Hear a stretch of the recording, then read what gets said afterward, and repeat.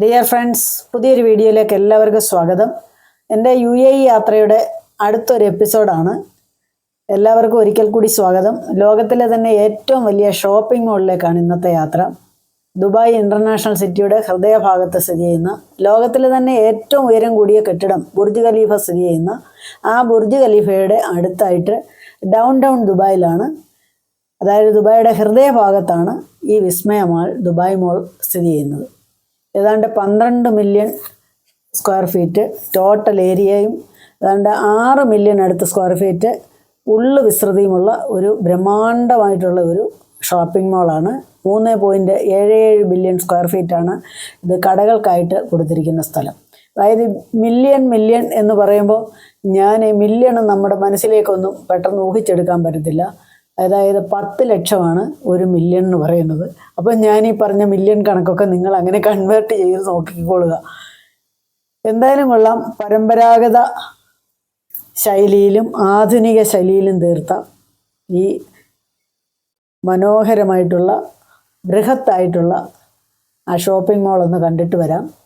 2017 വന്നപ്പോഴും ഞാൻ ഈ ദുബായ് മോളിൽ പോയതാണ്. അന്നത്തേനേക്കാൾ കുറേ കൂടെ എക്സ്റ്റെൻഡ് ചെയ്തിട്ടുണ്ടെന്നാണ് ഇപ്പം മോൻ പറഞ്ഞത്. കുറേ ബിൽഡിങ്ങുകളിലൂടെ വീണ്ടും വന്നു. അപ്പോൾ ഇനി ഈ ദുബായ് മോളിലെ കാഴ്ചകളിലൂടെ നമുക്കൊന്ന് പോകാം. സ്വദേശികളും വിദേശികളുമായിട്ട് ഏതാണ്ട് പിന്നെ മില്യൻ്റെ കണക്കാണ്. 100 മില്യണിൽ കൂടുതൽ ആളുകളാണ് ഓരോ വർഷവും ഇവിടെ വരുന്നത്. അപ്പോൾ ഈ മില്യൻ്റെ മുമ്പത്തെ കണക്ക് പറഞ്ഞ് നിങ്ങൾ ഒന്ന് ഓർത്തോണ്ടാൽ മതി എത്രയോ ജനങ്ങളാണെന്ന്. അതായത് ഫാമിലി എൻ്റർടൈൻമെൻറ്റിൻ്റെ ഒരു സെൻ്ററാണ് ഇവിടെ. ഇൻ്റർനാഷണൽ സിറ്റി ആണല്ലോ, വിദേശങ്ങളിലേക്കെല്ലാം പോകുന്ന ഈ ദുബായ് വഴിയാണ്. അത്രയ്ക്ക് ഒരുപാട് പ്രാധാന്യമുള്ള ചടുലമായിട്ടുള്ള സിറ്റി. ഈ ദുബായ് മാളിന് ഏതാണ്ട് 1200ഓളം റീറ്റെയിൽ ഷോപ്പുകൾ ഇതിനകത്ത് തന്നെയുണ്ട്. അന്താരാഷ്ട്ര ബ്രാൻഡുകളായിട്ടുള്ള ഒരുപാട് ബ്രാൻഡുകളുള്ള ഒരുപാട് കടകൾ, അതുപോലെ തന്നെ ഫുഡ് കോർട്ടുകൾ, വിവിധതരം ബ്രാൻഡഡ് വസ്തുക്കളുടെ ഷോപ്പുകൾ, റെസ്റ്റോറൻറ്റുകൾ, ഫുഡ് കോർട്ടുകൾ, ജുവലറികൾ. അപ്പോൾ അത് പറഞ്ഞു കൊണ്ടിരിക്കുമ്പോഴാണ് ഞങ്ങളിങ്ങനെ നടന്നുകൊണ്ടിരിക്കുമ്പോൾ കണ്ട വിസ്മയമാണ്. അതിൽ നമുക്കിനിയും കാണാനുള്ളത് മ്യൂസിയം.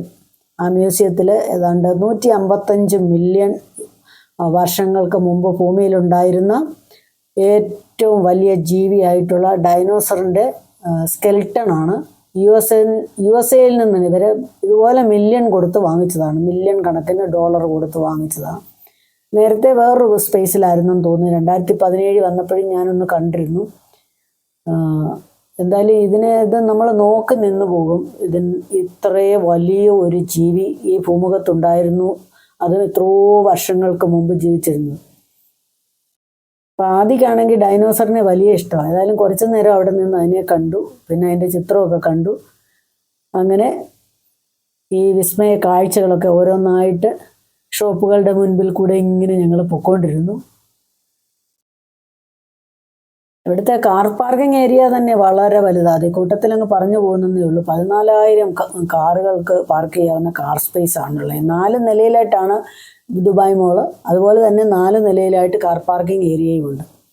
എവിടെ നിന്ന് നോക്കിയാലും നമുക്കൊരു വിസ്മയ കാഴ്ചയാണ്. ധാരാളം ആളുകൾ വീക്കെൻഡുകളിലും അല്ലാത്തപ്പോഴും ഒക്കെ, നമ്മുടെ നാട്ടുകാരും വിദേശികളും എല്ലാം ഇങ്ങനെ വന്നു പോകുന്ന, ഏറ്റവും അധികം ആളുകൾ സന്ദർശിക്കുന്നതാണ് ദുബായ് മോള്. ദുബായിയുടെ തന്നെ ഒരു വിസ്മയമാണ്.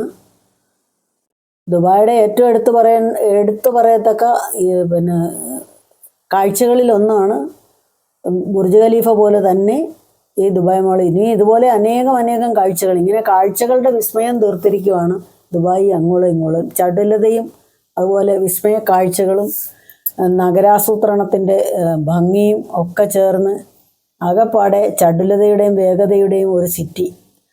അതുകൊണ്ടായിരിക്കണം ഇൻ്റർനാഷണൽ സിറ്റി എന്ന് മറ്റ് പല രാജ്യങ്ങളിലെ പല സ്ഥലങ്ങളെക്കാളും പ്രാധാന്യം ദുബായിക്ക് വന്നത്.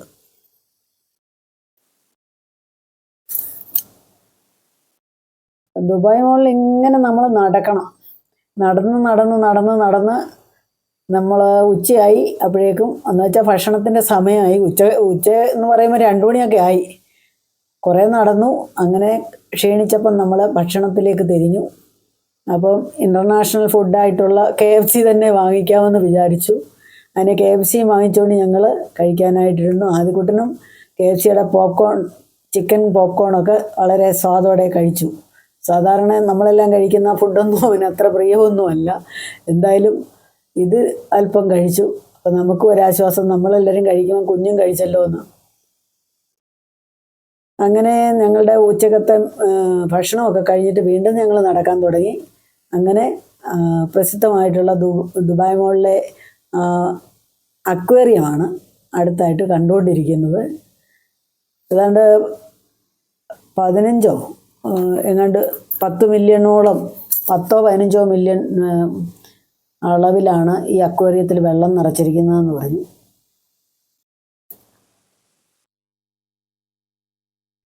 കടൽ ജീവികളുടെ ഒരു ചെറിയ ദൃശ്യമായിരുന്നു നമ്മൾ മുമ്പ് കണ്ടത്. അക്വേറിയത്തിലേക്ക് വരുന്നതേ ഉള്ളൂ. ഏതാണ്ട് 10 മില്യൺ ലിറ്റർ വെള്ളമാണ് ഈ അക്വേറിയത്തിൽ നിറച്ചിരിക്കുന്നത്. എല്ലാം മില്യൻ്റെ കണക്കാണ്. അപ്പോൾ എത്ര വലിയ ഒരു അക്വേറിയമാണെന്ന് നമുക്ക് ചിന്തിക്കാവുന്നേ ഉള്ളൂ. ഇങ്ങനെ മുകളിലോട്ട് നോക്കണം, ഭയങ്കര വലുപ്പമാണ്. ഒരുപാട് മത്സ്യങ്ങളുണ്ടായിരുന്നു. ഇപ്പോൾ അത്രയൊന്നും കാണുന്നില്ലെന്ന് മോനും പറഞ്ഞു. ഷാർക്ക് എന്നൊക്കെ പറഞ്ഞ് ആദ്യം വെച്ച് വെക്കുന്നുണ്ടായിരുന്നു. അവന് ഫിഷിനോട് ഭയങ്കര ഇഷ്ടമാണ്. വീട്ടിലും ഓരോരോ ബൗളുകളിൽ അവർ താമസിക്കുന്നിടത്ത് പല ബൗളുകളിലായിട്ട് ചെറിയ ചെറിയ മീനിനെ വളർത്തുന്നുണ്ട്. അപ്പം മാനി എന്നായിരുന്നു ഇപ്പം മീനായി പറയുന്നത്. അപ്പോൾ ഇവിടെ വന്നപ്പോൾ എല്ലാ മത്സ്യങ്ങളുടെ ഇംഗ്ലീഷ് നെയിംസൊക്കെ അവനറിയാം.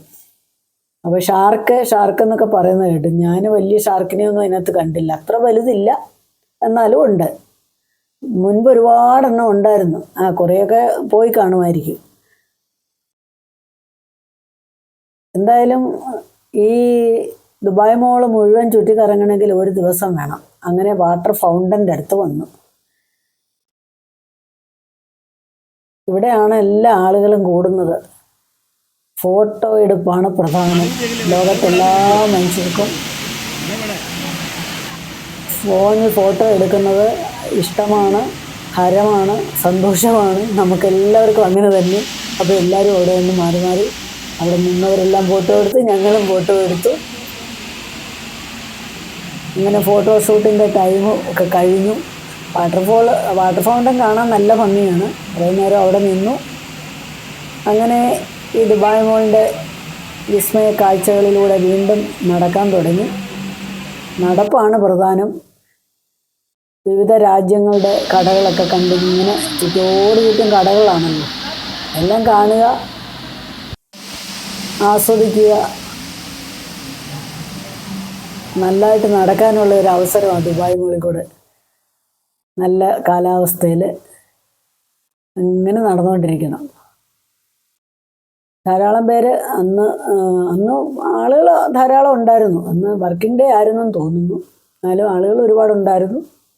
അങ്ങോട്ടും ഇങ്ങോട്ടും വിദേശികളും സ്വദേശികളും ഒക്കെ ആയിട്ട് അവരെയൊക്കെ കണ്ടും കേട്ടും ഇങ്ങനെ നമ്മളും ഇങ്ങനെ നടന്നു, ചുറ്റും നടന്നു. 4 മോളിലും പോയോ എന്നറിയത്തില്ല, അതുപോലെ നടക്കാനുണ്ടായിരുന്നു. ഒത്തിരി നടന്നു. ഒരുപാട് നടന്നപ്പം നമുക്ക് കാല് കഴിച്ചു, സത്യം പറഞ്ഞു. അതുപോലെ നടന്നു. പിന്നെ അവിടെ എങ്ങൊന്ന് റെസ്റ്റ് ചെയ്തിരുന്ന് കൊച്ചു വർത്താനം പറഞ്ഞുകൊണ്ടിരിക്കാൻ ഒരു സ്പേസ് ഒന്നും ഞാൻ കണ്ടില്ല. ഈ ഇത്രയും മില്യൺ കണക്കിന് സ്ക്വയർ ഫീറ്റ് സ്ഥലമുണ്ടായിട്ട് ആളുകൾ പിന്നെ കഴിക്കാൻ വേണമെങ്കിൽ ഇരുന്നോണം. എല്ലാ ഹോട്ടലുകളിലും അതിൻ്റെ മുന്നിൽ കസേരകളുണ്ട്. അല്ലാതെ ഒന്നിരുന്ന് വിശ്രമിക്കാനൊന്നും സ്ഥലം കണ്ടില്ല. കഴിക്കാൻ വേണ്ടി മാത്രം ഹോട്ടലുകളിലേ ഉള്ളൂ കസേരകൾ കിടക്കുന്നത് കണ്ടത്. ഇപ്പം നടന്നോണം അല്ലെങ്കിൽ ഷോപ്പിംഗ് ചെയ്തോണം, അതായിരിക്കും. ഇതിപ്പോൾ ഒരു റോസപ്പൂവൊക്കെ സ്റ്റഫ് ചെയ്ത് വെച്ചിരിക്കുന്നതാണ്. ഇംഗ്ലണ്ടിൽ നിന്ന് കൊണ്ടുവന്ന് പൂവാന്ന് തോന്നുന്നു. അങ്ങനെയൊക്കെ എഴുതി വെച്ചിട്ടുണ്ട്. ഇതിനൊക്കെ ഭയങ്കര വിലയാണ്. ഒരു പൂവിന് എങ്ങാണ്ടും 10,000-20,000 രൂപയൊക്കെ കൊടുക്കണം. പിന്നെ നമ്മൾ ആ വഴിക്കോട്ട് നോക്കാൻ പോയില്ലേ. സ്റ്റഫ് ചെയ്ത പൂവ് വേണ്ടല്ലോ, നമ്മുടെ നാട്ടിൽ നല്ല ഒറിജിനൽ പൂവുണ്ടല്ലോ. അപ്പോൾ അങ്ങനെ കാഴ്ചകളൊക്കെ കണ്ട് നടന്ന് കാല് കഴിച്ചപ്പോൾ ഞങ്ങൾ നടപ്പ് നിർത്തി. ദുബായ് മോളിൽ നിന്ന് തിരികെ അടുത്ത സ്ഥലം പിടിക്കാമെന്ന് വെച്ചു. അങ്ങനെ അടുത്ത ടൗണിലേക്കുള്ള യാത്രയാണ്. അടുത്ത വീഡിയോയിൽ കാണുമ്പോഴേക്കും എല്ലാവർക്കും നമസ്കാരം. സന്തോഷത്തോടെ എല്ലാവരും ഇരിക്കുക. ഈ വീഡിയോ എല്ലാവർക്കും ഇഷ്ടപ്പെട്ടെന്ന് കരുതട്ടെ. തിരിച്ച് കാർ പാർക്കിംഗ് ഏരിയയിൽ വന്നു. അങ്ങനെ ഞങ്ങൾ തിരിച്ച് അടുത്ത ഡെസ്റ്റിനേഷനിലേക്കുള്ള യാത്രയാണ്. അത് അടുത്ത വീഡിയോയിൽ കാണിക്കാം. Good bye.